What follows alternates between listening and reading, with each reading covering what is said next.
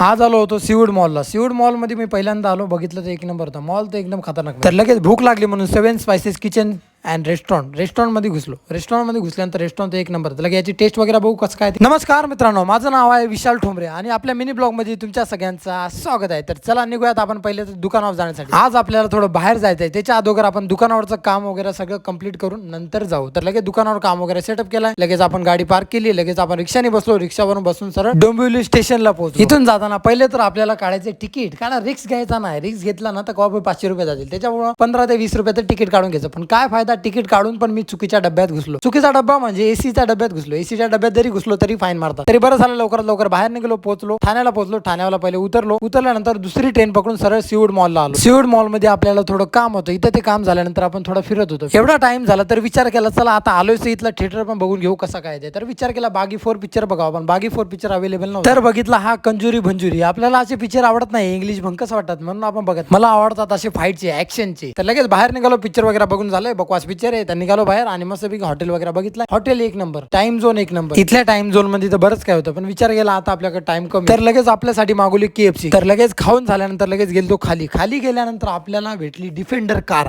आपली favourite car आहे, आपल्याला बघायला मजा येते म्हणून आपण जाऊन थोडंफार व्हिडिओज वगैरे काढले. आणि काढल्यानंतर आलो ठाण्याला. ठाण्याला आलो एका जागेवर. ठाण्याला आपल्या इथं काम होतं, त्याच्यामुळे आपण इथं पोहोचलो. आपण कुठं आपल्याला माहित नाही. तर गेलो 7 स्पाइसेस किचन मध्ये. 7 स्पाइसेस किचन म्हणजे भारी रेस्टॉरंट. लगेच घुसलो आतमध्ये. थोडी भूक लागली होती तर जेवण वगैरे करू विचार. हॉटेल तर खूपच भारी. असं वाटलं की आपलं हॉटेल बी असंच पाहिजे, पण काय करणार आपलं नॉर्मल आहे. असं एक ना एक दिवस करू आपण. तर आपला मित्र आला होता, त्याला पण बोलवलं याच हॉटेलमध्ये. तर सगळ्यात पहिले तर मागवलं आपल्याला प्रॉन्स म्हणजे कोलबी. नंतर मागवलं चिकन क्रिस्पी झाल्यानंतर मागवली चिकन हांडीची टेस्ट, क्रिस्पीची टेस्ट, प्रॉन्सची टेस्ट एक नंबर. जसं आपण भारी हॉटेलमध्ये घुसतो तसं आपला बिल पण भारी होतं. तर झालं आपलं खाऊन वगैरे झालं. तर निघालो आपण घरी जाण्यासाठी. घरी जाताना आपण थोडा मोबाईल बंद ठेवल्यानंतर आलो दुकानावर आल्यानंतर आपले काम वगैरे सुरू. आणि मग त्याच्यानंतर आपला ब्लॉग खतम.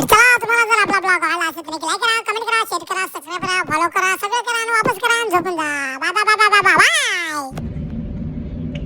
प्रोफेशनल